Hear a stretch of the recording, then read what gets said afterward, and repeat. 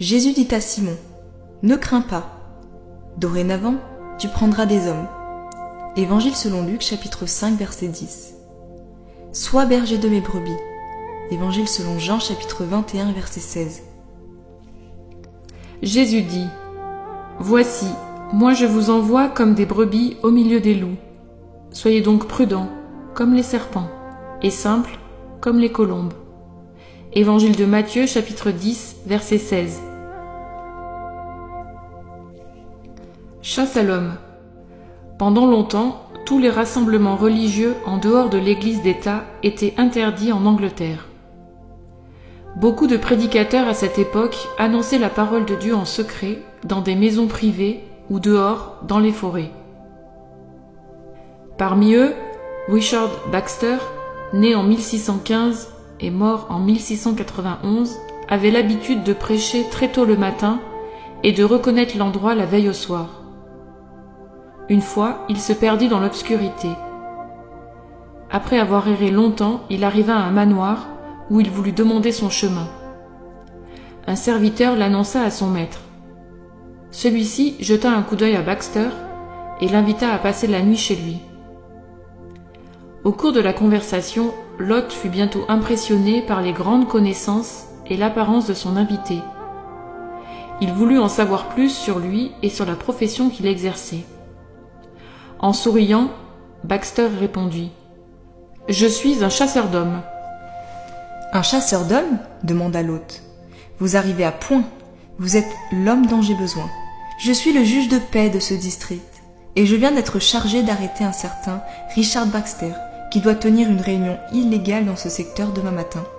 Venez donc avec moi demain. Nous aurons vite fait de l'attraper. » Baxter accepta, et ils partirent de bon matin le lendemain jusqu'à l'endroit convenu. Un nombre considérable de personnes attendaient déjà devant la maison où devait se tenir la réunion. Mais quand les gens virent arriver le juge de paix, ils furent effrayés et n'osèrent pas entrer dans la maison. Comme les gens hésitaient à entrer dans la maison pour leur réunion, le juge de paix dit à son compagnon, « Baxter aura probablement été mis au courant de ma mission et ne se laissera pas voir.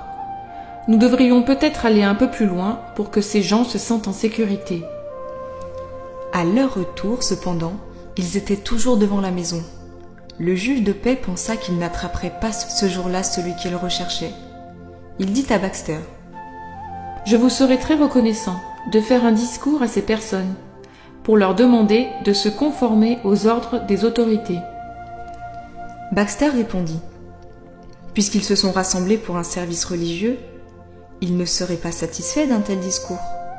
Mais si vous, monsieur le juge de paix, voulez commencer par la prière, je verrai ce qui peut être dit ensuite. » « Oh, répondit le juge, je n'ai pas mon livre de prière avec moi. Mais je suis convaincu que vous êtes capable de prier avec eux et de leur parler. Vous pouvez commencer. » Quelle belle occasion pour Baxter. Ils entrèrent dans la maison et la foule suivit. Baxter pria avec une telle ferveur que le juge qui se tenait à côté de lui avait les larmes aux yeux. Puis, Baxter prêcha l'évangile avec conviction. À la fin, Baxter révéla son identité au juge de paix. Celui-ci, profondément impressionné par la prière et la prédication, renonça à arrêter Baxter. Plus tard, ce juge devint un chrétien vivant et un ami des chrétiens persécutés.